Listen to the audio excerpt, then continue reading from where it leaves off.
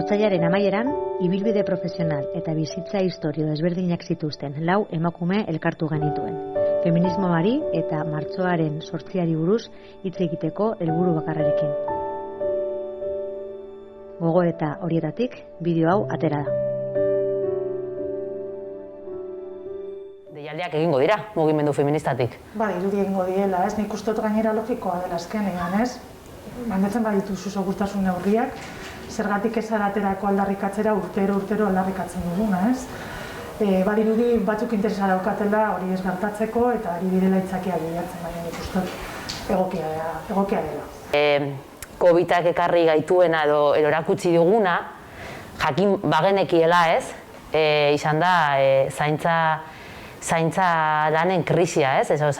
Zaintzaren krisia azkenean, ez? Nik uste dut zegoela malgainean, ez? Azkenean mugimendu feministak edo feminismotik askotan hitz egin den gauza bat izan dela zaintzaren garrantzia eta zaintza lanen krisia, baina bai Covida etorri denean eta pandemia bat etorri denean, hau guzti dana zentzu batean azaleratu egin dela, ez?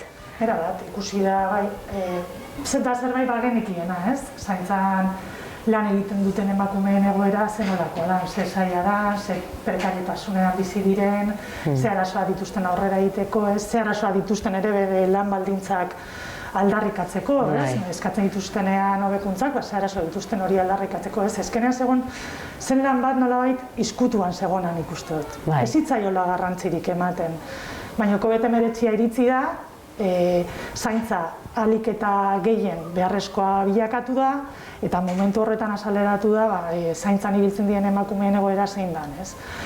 Eta bai, horretarako gutxienan balio izan du, eta garrantzitsua izango litzateke, hemendik aurrera hasita, pertsona horiek, emakume horiek bizi duten lan baldintzak eta lan egoerari buelta emateko, ez?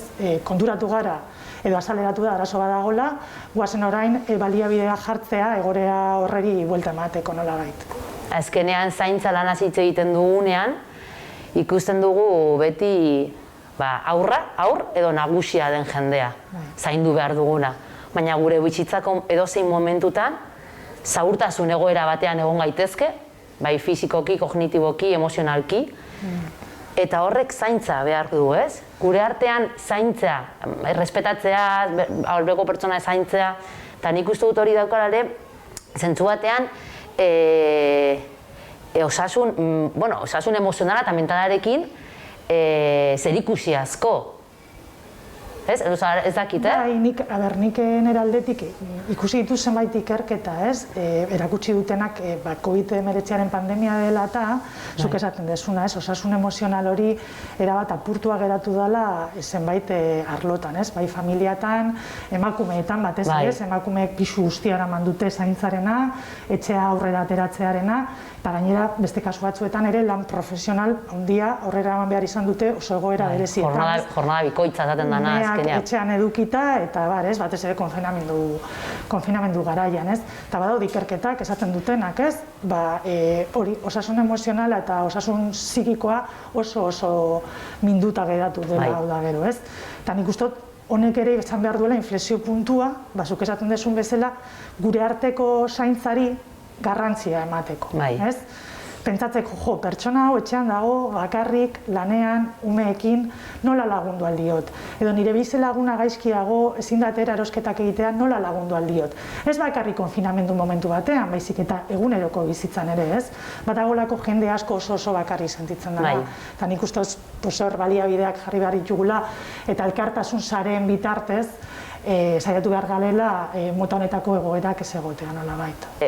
Osasuna ere azkenean andozentrismo batetik eraiki izan da beti, non gizona izan da neurketa puntu bakarra, orduan osasun mental guztia horren inguruan eraiki izan da beti, osasuna bezala.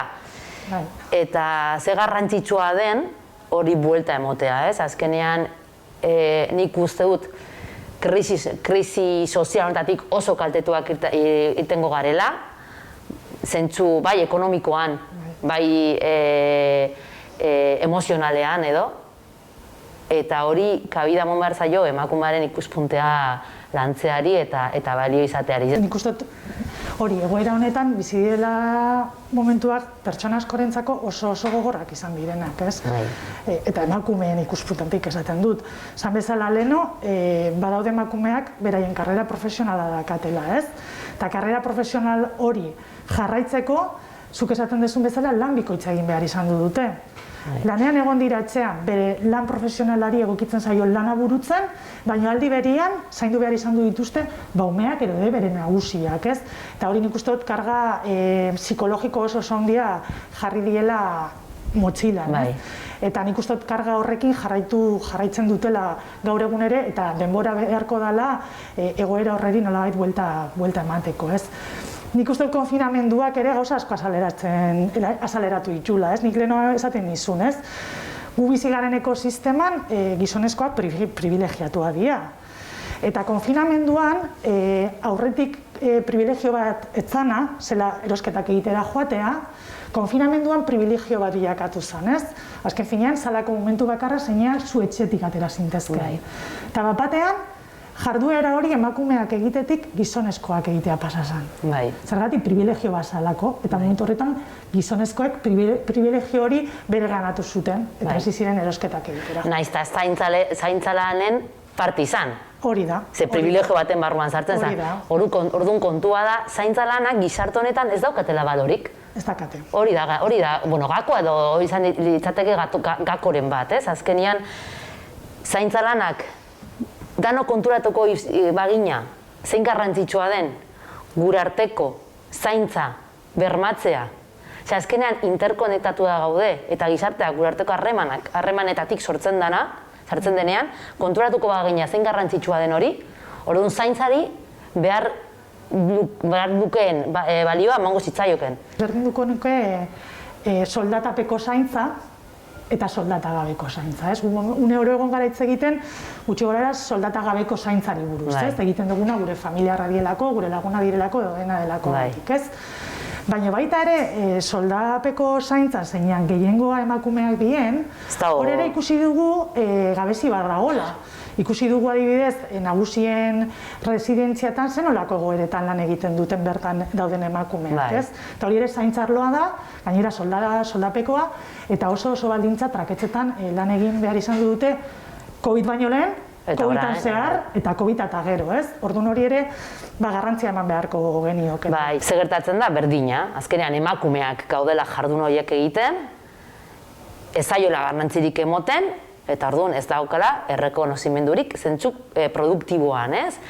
Lan baldintza traketzenak, ordutegi traketzenak, soldata txarrak, azkenean da sektore feminizatu bat, eta ez dauka garrantzirik. Karo, konparatzen baduzu adibidez, banku batean lan egiten duen gizon batekin, hori askoz ere badoratuagoa dago, gure gizartean. Noski, bai. Daukarako produktibitatearen zentzua, baina gizon horri etzera etxultzen denean, zaintzalanak behar ditu, danok bezala. Zer egin behar da honeri buelta emateko? Ze berez, erantzuna erresa litzateke, ez? Baliabide gehiago jarri, aitortu, lan horretan dauden emakumei behar bezala tratatu eta baldintza onak eta ematea, ez da? Baina, nola gauzatzen da hori? Eta nik uste hori gauzatzeko falta dana da aldarrikapena. Aldarrikapena kalerateatzea, behin eta berriro errepikatzea egoera hau ematen ari dela, jendea nolabaiteko benetako arazoa dela barneratzeko, eta danon arazoa dela barneratzeko. Hori da. Orokorrean, eta salbuespenak egon daitezke eta egon badaude, baina orokorrean ume bat gaixotzen danean, norekin geratzen da etxean. Normalean amarekin. Amak uste du lanera joateataz, umearekin geratzeko. Umeak pediatra joan behar dutenean, joaten zara ambulategira, eta gehienetan amak dira hor daudenak. Nik adibidez, nire eskolan ere ikusten du, noizbait joaten banaizi nire semearen bila eguerdik ordu batetan, asteazkenetan eguerdik ordu batetan bukatzen duelako, hor dauden pertsonak emakumeak izaten dira, amak izaten dira, ez? Eta nik uste dut, bere ganatzen dutelako edo dugulako, hori gure papera dela. Hori da gure papera, hori da gure rola. Gu joan behar dugu hori egitera, eta gu gure lana alde batera utzi dezakegu hau egitera joateko, ez? Eta azkenean, eskolak ere dira gizarte honen lehenengo sozializazio ere moa dira eskolak. Eta eskolen funtzionamenduan ere hau ikusten da, azkenean. Klabeak aldatu behar dira eskoletatik, bai, azkenean eskola dira mini gizarte batzuk bezala.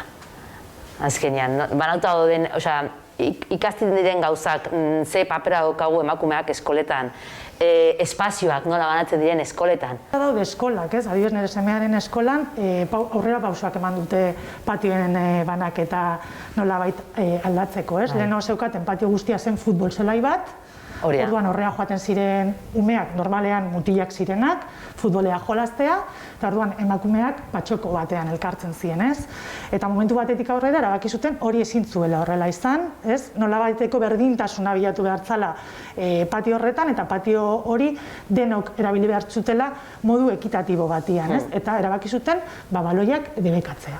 Orduan ezin dute futbolea jolaztu patio orduetan. Modu horretan ikusten da, eta ikusi izan dute, neska eta mutilen arteko nahasketa gehiago egongo dela, eta patioa pixka bat modu ekilibratuagoan edo orekatuagoan banatuta dagoela. Bai, nitzikian nintzen oso simbolikoa zen, patio handiak, eta patioaren 80% mutilak hartzen zuten, eta gu geratzen ginen eskina batean, uzten ziguten lekuan.